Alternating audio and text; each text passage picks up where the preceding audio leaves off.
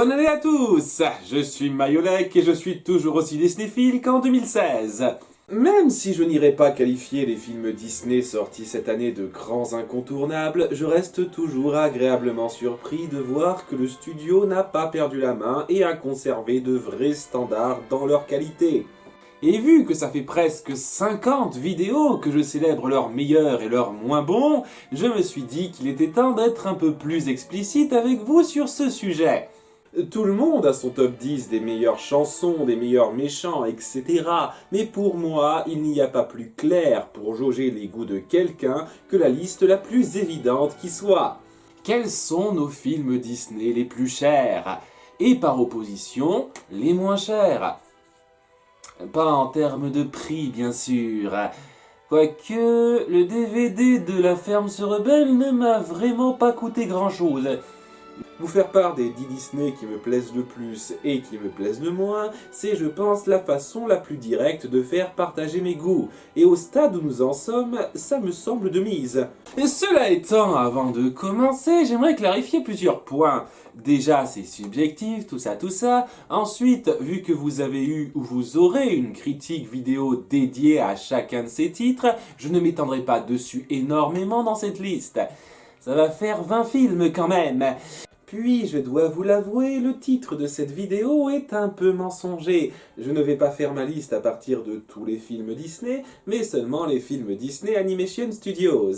Je sais. Mais avouons-le, si je prenais en compte Disney Toon, ils occuperaient presque toute la mauvaise liste. Disney Toon et Pixar, même s'il y a des liens, sont chacun un peu à prendre à part de Disney Animation Studios. Et nul doute que ces deux studios auront droit à une liste similaire en temps voulu, mais pour l'instant, on va se concentrer sur le studio où tout a commencé. Cela dit, ça ne va pas être la seule restriction. Dans ma liste, je ne vais pas prendre en compte les regroupements de courts-métrages. Parce que je n'arrive tout simplement pas à les mettre au même niveau qu'un vrai long-métrage. Et bien sûr que certains me plaisent, mais de mon point de vue, c'est trop à part pour être compté. Et enfin, mon petit Joker perso, pas de film Winnie l'ourson. Parce que j'avais pas envie de me les revoir pour cette liste. Je souffrirai déjà bien assez quand je devrais en faire la critique. Bon, assez bavassé, commençons par la liste des 10 meilleurs films Disney Animation Studios.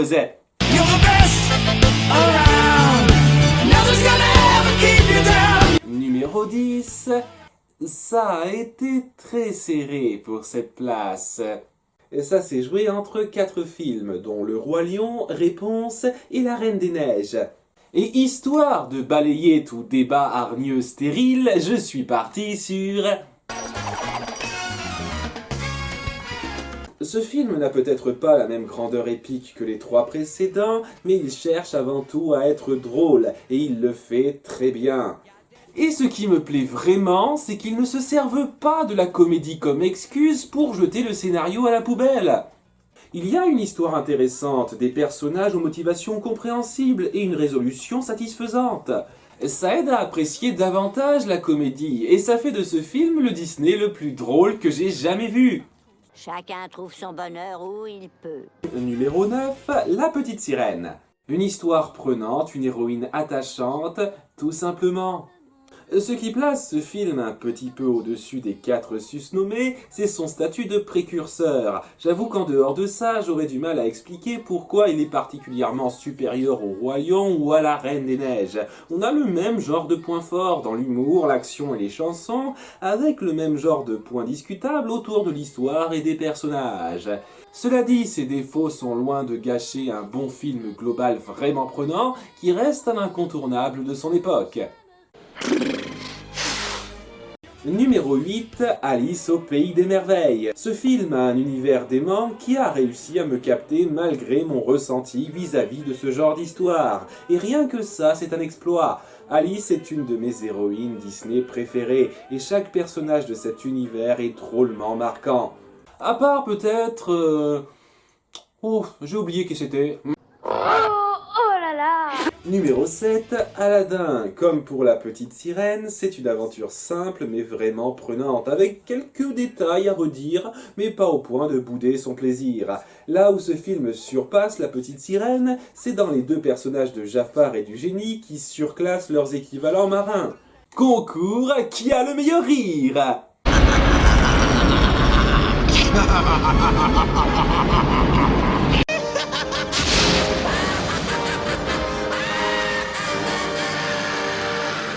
Ah, désolé Ursula, belle participation, mais nous avons un vainqueur. Numéro 6, Les Mondes de Ralph.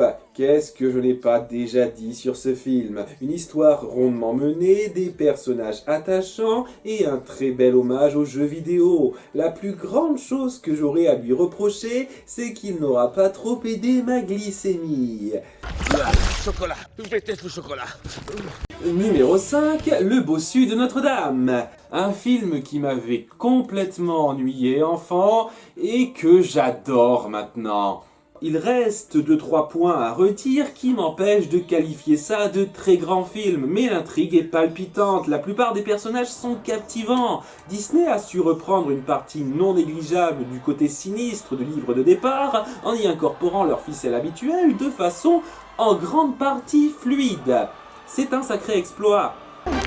C'est ce qu'ils disent tous. Numéro 4, Tarzan. Je devrais adorer ce film encore plus que je ne le fais. J'adore ses héros, son méchant, son histoire. Ça contient l'une des plus grandes scènes du cinéma pour moi. Ce qui m'empêche d'être en admiration totale devant ce film, c'est très certainement cette scène. Toujours aussi désagréable, et le développement un peu discutable de certains persos secondaires. Mais en dehors de ça, c'est un véritable bijou pour moi. Oh, devrais-je te laisser seul avec le tableau pour un petit moment? Numéro 3, La Belle et la Bête. Classique éternel qu'on n'oublie jamais. Je ne connais pas grand monde qui n'adore pas ce film, à part les petits malins qui aiment se la raconter en disant Syndrome de Stockholm. Que puis-je dire qui n'a pas été dit sur ce film? Chanson magnifique, couple original et attachant, méchant particulier très réussi. Ce film est considéré comme un des plus grands classiques Disney par quasiment tout le monde, à juste titre. Eh ben dis donc, drôlement fort, moi. Numéro 2, Mulan. Je songe très sérieusement à faire une V2 de ma critique sur ce film. En grande partie parce que c'était l'époque où je m'exprimais comme une tortue neurasthénique. Un film animé Disney se distingue avant tout par ses personnages. Et dans le cas de Mulan, ils s'en sortent plutôt bien, je trouve. Et dans mon cas, je ne m'en sors pas si bien, je trouve. Mais aussi parce que j'ai oublié de souligner une partie importante du film, la grandeur des enjeux et la façon dont ils sont illustrés. On ressent vraiment la menace de cette guerre au fil du film. Il y a des scènes excellemment fichues. En fait, en termes de défauts, ce film en a bien plus que certains de ceux listés auparavant. Mais rien que cette ampleur dans les enjeux parvient à rattraper ça. Rajoutez à ça des personnages attachants ou marquants et un excellent humour, et vous avez sincèrement mon deuxième film préféré de ces studios, qui a engendré un de mes plus grands plaisirs coupables. Et le meilleur film Disney Animation Studios est... La planète au trésor. Je parie que vous l'aviez pas vu venir. Je suis amoureux de ce film. Ses personnages et les liens qu'ils forment sont magistralement réussis. L'histoire est palpitante, l'action est frémissante. Ce film est tout simplement magnifique. Ce n'est pas juste mon film Disney Animation Studios préféré, c'est mon film Disney préféré tout court. Je suis parfaitement prêt à ce que Disney sorte un film qui pourra surpasser Mulan à mes yeux, ou même Toy Story 3, mais je vois très difficilement quelque chose surpasser ce film-là. Regarde-moi ça, t'es aussi radieux qu'une éruption solaire. Il a su créer un lien très personnel avec moi. Et ça, très peu de films peuvent s'en vanter. En revanche, pas mal de films peuvent se vanter de m'avoir un tantinet déçu. Et oui, si c'est sympa de faire les louanges des bons films, c'est beaucoup plus fun de cracher sur les moins bons. En avant pour les top 10 des pires films Disney Animation Studios.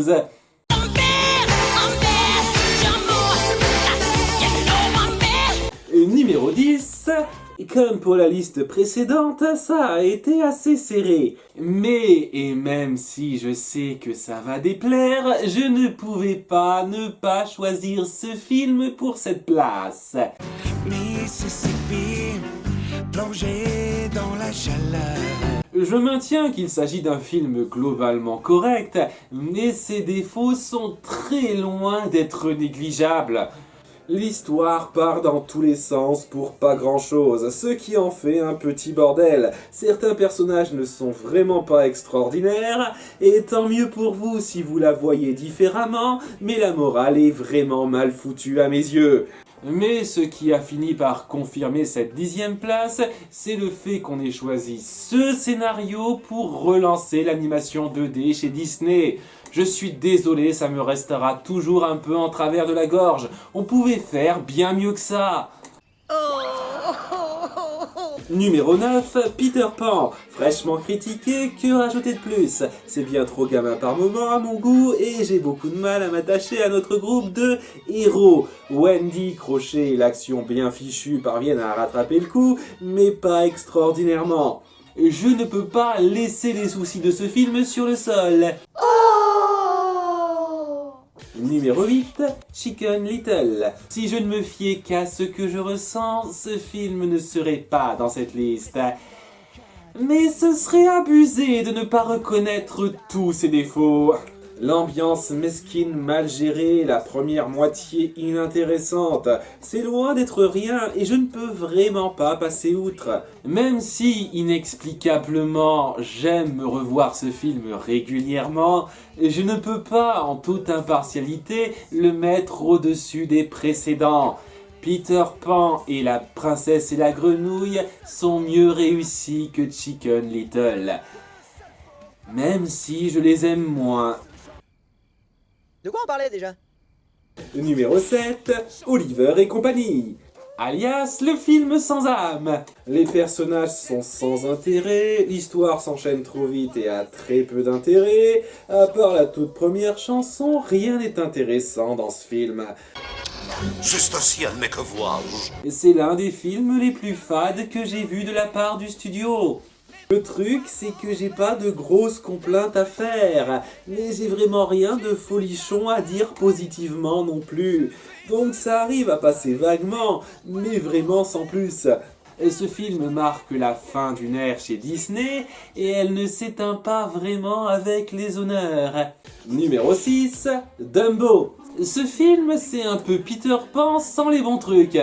Une ambiance beaucoup trop gamine, mais qui est bien moins rattrapée par ses personnages. C'est pas notre héros creux qui dira le contraire. C'est une blague parce qu'il est muet. Pour on ne sait quelle raison.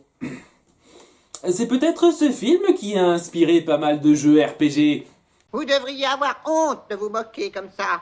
Il y a suffisamment de moments drôles et mignons pour se sentir vaguement diverti après coup, mais en fin de compte, ce long métrage reste pour moi le moins mémorable que le studio a jamais pondu. Numéro 5, La ferme se rebelle. Ce film est vraiment partagé entre les moments un peu sympas et les moments un peu beaucoup débiles. Ça suffirait à le rendre mauvais pour beaucoup, mais personnellement, je trouve que ça parvient de justesse à se compenser. À nouveau, il faudrait pas grand-chose pour faire pencher la balance.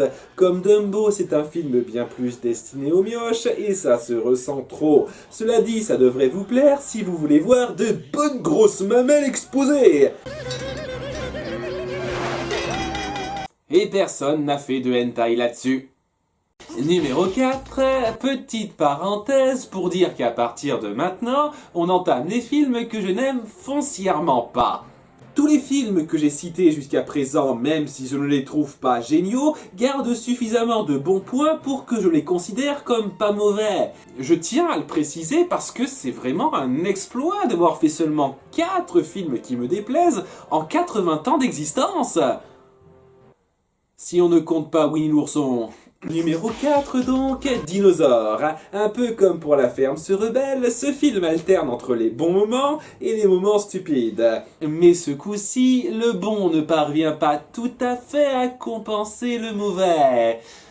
L'animation 3D de l'époque a pris un sale coup, et même si je salue le fait qu'ils aient abordé des thèmes assez glauques par rapport aux standards Disney, c'est beaucoup trop atténué par les mauvaises blagues vraiment pénibles et les développements trop rapides. Un peu comme pour La Princesse et la Grenouille, ce film aurait vraiment gagné à avoir la main moins lourde sur les sous-intrigues. Et puis, Jamel Debbouze. Laissez passer Zinedine Zidane du plongeon. Je n'ai rien à rajouter. Numéro 3, Volt, star malgré lui. Je vais juste répéter ce que j'ai déjà dit, une histoire globale sans rien d'extraordinaire, qui aurait pu être à peu près correcte si la prémisse n'avait pas été complètement à chier. En gros, ce film c'est un peu comme Oliver et compagnie, mais avec un postulat de départ complètement con. Waouh. Numéro 2, Atlantide, l'Empire perdu.